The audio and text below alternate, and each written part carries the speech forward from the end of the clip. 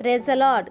మన ప్రభువైన యేసుక్రీస్తు పరిశుద్ధమైనటువంటి నామంలో ఈ ఉదయకాలపు కృపావార్తను వింటున్నటువంటి మీ అందరికీ దేవుని పేరట వందనాలు చెల్లిస్తూ ఉన్నాను. అందరూ బాగున్నారా? మరి పూట ప్రభు మనకిచ్చినటువంటి వాక్యాన్ని మనము పరిశుద్ధ గ్రంథంలో చదువుకుందాం. దినవృత్తాంతాల 2వ గ్రంథము 15వ అధ్యాయము 7వ వాక్యాన్ని చదువుదాం. దినవృత్తాంతాల 2వ గ్రంథము 15వ అధ్యాయము 7వ వాక్యాన్ని చదువుకుందాం. కాగా మీరు బలహీనులు కాక ధైర్యము వహించుడి, మీ కార్యము సఫలమగును. హల్లెలూయా. నా దేవుని బిడ్డలారా, గమనించండి. ఈ వాక్యములో మనం గమనించినప్పుడు మనము బలహీనులము కాకూడదని దేవుడు ఈ వాక్యము ద్వారా కోరుకుంటున్నట్లుగా మనము చూస్తూ ఉన్నాం. నిజమేనండి, కొన్ని విషయాలలో కార్యాలు జరగకపోతే బలహీనులమైపోతూ ఉంటాం. పరిస్థితులు ప్రతికూలంగా మారినప్పుడు ఆత్మీయ జీవితంలో కానివ్వండి, ఆరోగ్యంగా కానివ్వండి, మనము కుటుంబ వ్యవస్థలో కానివ్వండి, మనము బలహీనంగా మారిపోతాం. ఎందుకు ఇలా జరుగుతుంది, దేనిని బట్టి ఇలా జరుగుతుంది, నాకే ఎందుకు ఇలా జరుగుతుంది అనేటువంటి అనేకమైనటువంటి ప్రశ్నలు మన మనసులో మెదుగుతూనే ఉంటాయి. మరి వాటికి సమాధానాలు ఏ ఒక్కరు కూడా మనకు చెప్పలేరండి. ఎందుకనంటే పరిస్థితులు ఆ రీతిగా మనల్ని నడిపిస్తూ ఉన్నాయి కనుక. కానీ ప్రభు ఏమంటున్నాడంటే, మీరు బలహీనులు కాక, అంటే ఆ పరిస్థితులలో మనము బలహీనులము కాకూడదట.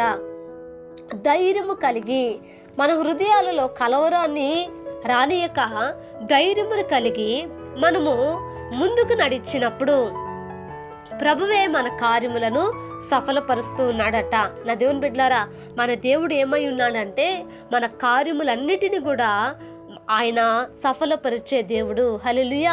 సఫలపరిచే దేవుడు అండి. నిజమే నా దేవుని బిడ్డలారా, నా పరిస్థితి ఎందుకు ఇలా అయిపోయిందని నిట్టూర్పులు విడుస్తూ బాధపడుతూ కృంగిపోవటం కంటే దేవుని మీద ఆధారపడి దేవుని మీద భారం వేసి దేవునిపైనే మనము నిరీక్షించి ఉన్నప్పుడు మన కార్యములన్నిటిని కూడా ప్రభు సఫలపరుస్తాడండి. ఈరోజు ఈ వాక్యాన్ని వింటున్నటువంటి నీవు ఒకవేళ కుటుంబ వ్యవస్థలో నీరుగారిపోయి ఉన్నావా, బలహీనురాలు అయిపోయి ఉన్నావా, బలహీనుడు అయిపోయి ఉన్నావా, ఇదిగో దేవుని వాక్యం అంటుంది, నీవు బలహీనుడు కాకూడదు, నీవు బలహీనురాలు కాకూడదు.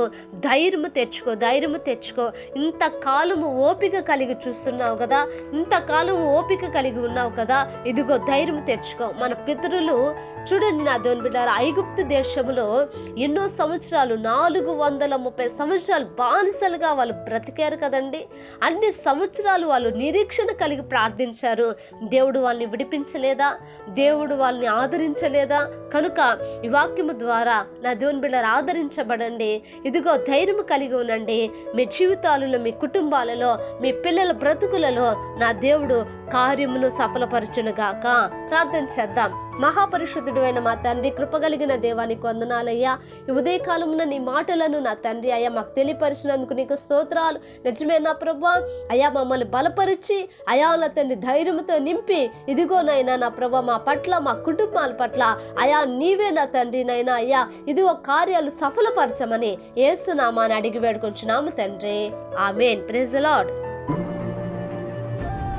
దేవుని కృప మీకు తోడై ఉండును కాక.